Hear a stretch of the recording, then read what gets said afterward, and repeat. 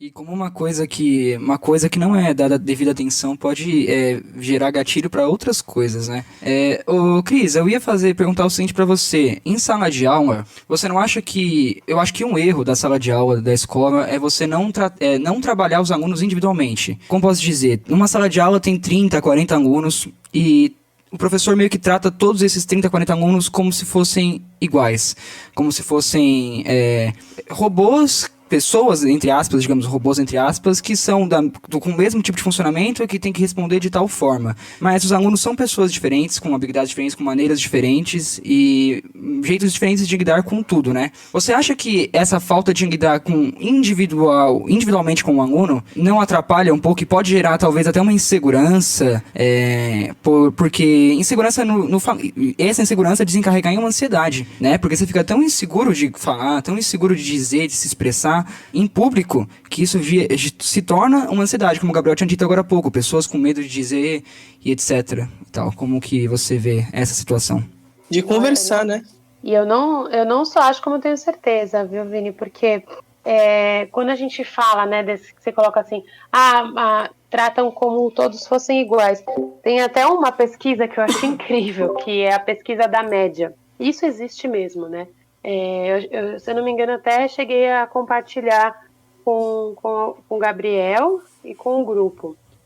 Que acontece? Muitos anos atrás, na aeronáutica, tinha um desenvolvedor de banco, né? O banco para a aeronave. Então, ele desenvolvia aquele banco de acordo com a média dos pilotos. O que ele fazia? Ele pegava lá o piloto mais baixo, o piloto mais alto, vamos dividir por tanto, vamos fazer uma fórmula, achei a média.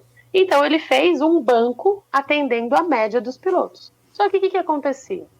O piloto mais baixo, ele tinha dificuldades porque o banco estava mais alto.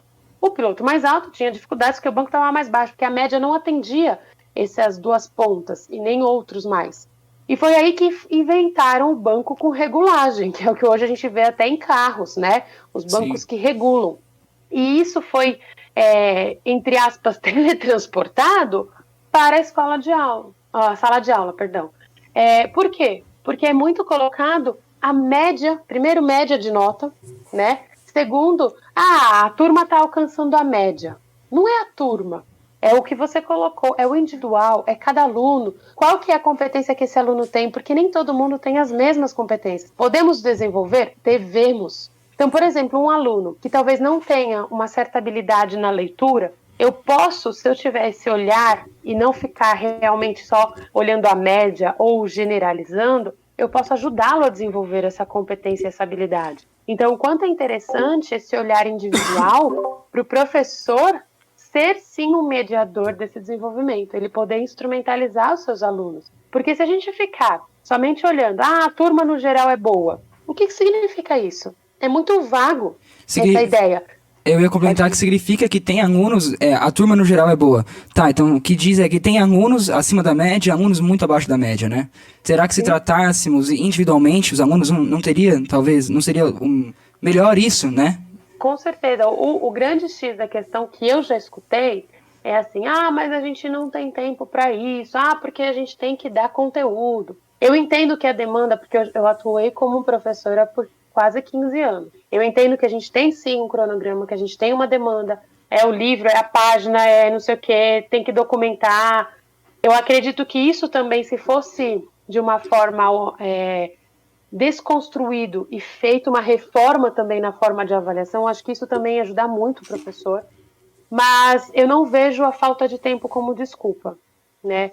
Eu vejo que, ao mesmo tempo que você está lá trazendo ali um trabalho para o seu aluno de história, você pode usar o recurso de um debate, e com o debate você consegue conhecer os seus alunos, você consegue fazer com que alguns coloquem a sua palavra, tenham trabalho em equipe, você trabalha empatia, você trabalha respeito, você trabalha criatividade, você vai trabalhar clareza de ideias, você vai trabalhar persuasão, que são tudo soft skills. Poder de fala então, também, assim, né?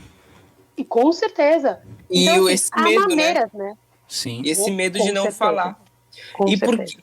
Exatamente. E é assim, a gente, o Vini e eu, a gente ainda estuda, tá no ensino médio. Cara, Terminando. o Vini acho que vai concordar. Quanta gente, quantos colegas, amigos, a gente já não viu que, tipo, tem pânico de apresentar alguma coisa, tem pânico de falar em público. E, tipo, isso, eu vejo isso como uma forma de zona de conforto.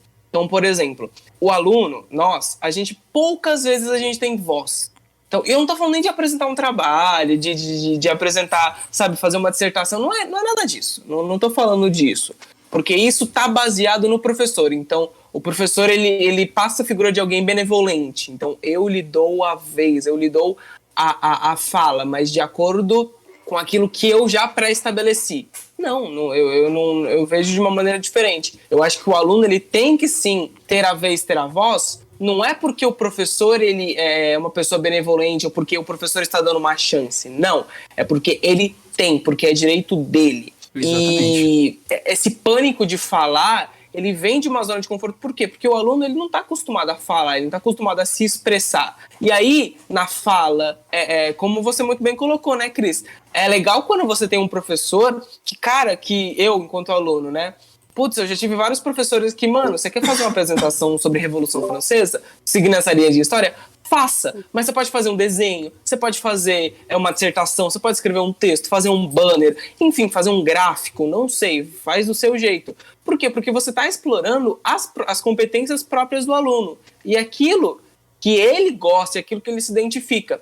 Então eu acho que explorar essas competências, tirar o aluno, e também desafia, né, o aluno, tipo, a sempre melhorar, a dar tudo de si em algo que ele gosta, ou seja, ele tem uma probabilidade muito melhor de ter um melhor desempenho, sabe? E isso é extremamente importante. E isso faz do aluno não só uma pessoa fora da zona de conforto, porque ele não fica só naquele método de copia, uma vez por bimestre, vai lá e explica. Não é assim. Tem que ser todo dia, entende? Ele tem que ter vez, ele tem que ter voz todos os dias.